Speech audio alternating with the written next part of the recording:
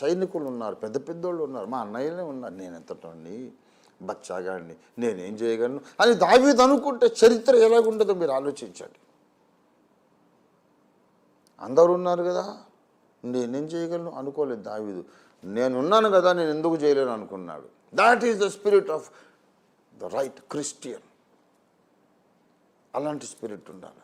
అందరూ ఉన్నారు, వాళ్ళు చేయట్లేదు, నేనేం చేస్తాను. గొలియాతు ఉన్నాడు, వీళ్ళందరూ చేతగాని వాళ్ళ, వీళ్ళే లేనప్పుడు యుద్ధం చేయలేనప్పుడు నేనేం చేస్తాను, బుడ్డోడిని చిన్నాడిని అని దావీదు అనుకోలేదు. అందరూ ఉన్నారా లేరా చచ్చారని నాకు అవసరం లేదు, ఇక్కడ కార్యం జరగడం లేదు. ఇక్కడ ఉంటే ఉన్నారా పోయారని నిద్రపోయారని నాకు తెలియదు. ఉన్నారండి చూపులకు, కార్యం జరగడం లేదు. ఆ అన్య జాతి వాడు వచ్చి యెహోవా దేవుని నామాన్ని దూషిస్తున్నాడు, దేవుని సైన్యాన్ని తిరస్కరిస్తున్నాడు. జవాబు లేదు వాడికి.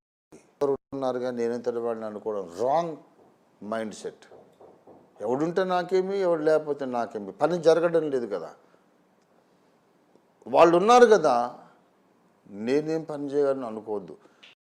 నేనున్నాను కదా దేవుని కోసం, దేవుడు నన్ను బ్రతికిస్తున్నాడు కదా, పోషిస్తున్నాడు కదా, కాపాడుతున్నాడు కదా, దేవుడు నన్ను మండిస్తున్నాడు కదా, నేనెందుకు చేయను పని.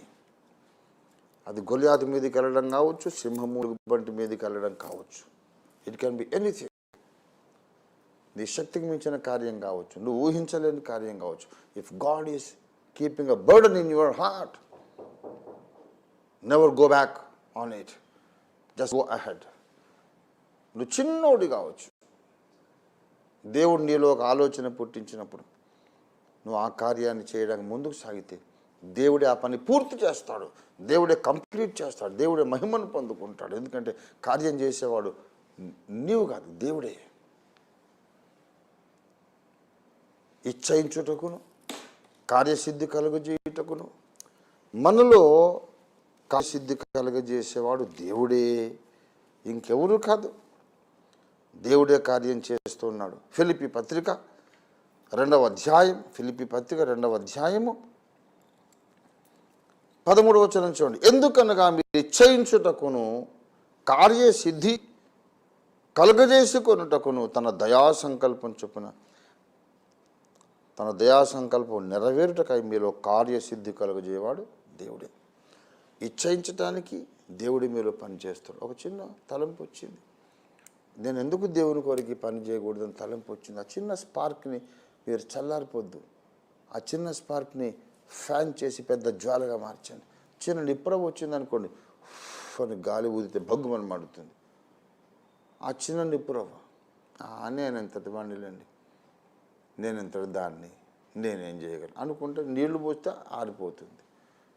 దేవుడు పుట్టించే నిప్పురవ్వను నీళ్లు పోసి చల్లార్పకండి, గాలి ఊది దాన్ని భగ్గున జ్వాలగా మండించండి.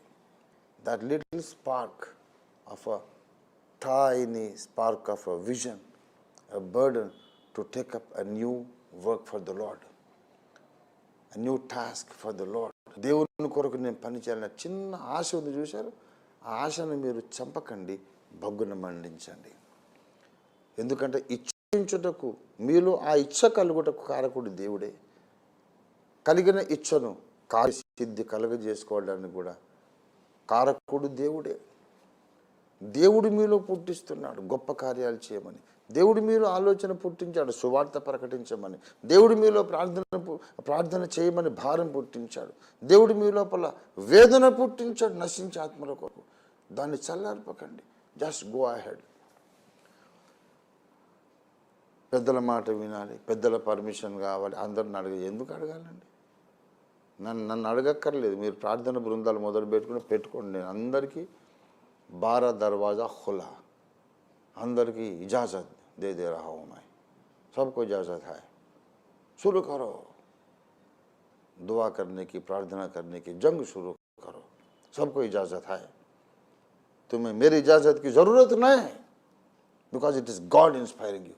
ఒక ముగ్గురు నలుగురు కలిసి ప్రార్థన చేసుకుంటామంటానికి అపోస్తలుల అనుమతి ఎందుకండి? అపోస్తలులు వద్దంటాడేంటి? ఇంకా గర్వపడతాను నేను, అబ్బా ఎటువంటి బిడ్డల్ని కనేసానండి నేను ఆత్మీయంగా.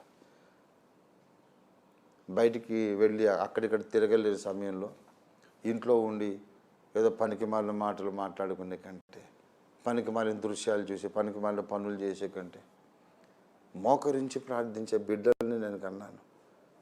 ఎంత ధన్యుణ్ణి ప్రభా, చక్కని బిడ్డల్ని ఇచ్చావు, నీకు వందనాలు అనుకుంటాను నేను. ఎవరు మిమ్మల్ని ప్రార్థన చేయమన్నారు అని అలా అనేవాడిని నేను కాదు. చాలామంది నాయకులు అలాగ అంటారు. మీరు వెళ్ళి సువార్త ప్రకటించాలంటే ప్రకటించండి, అదేం వాక్య విరుద్ధమైంది కాదు. దేవుడు మీ లోపల ఏదైనా ఆలోచన పుట్టిస్తే దాన్ని సపోర్ట్ చేయడానికి నేను ఎప్పుడూ సిద్ధంగా ఉన్నాను.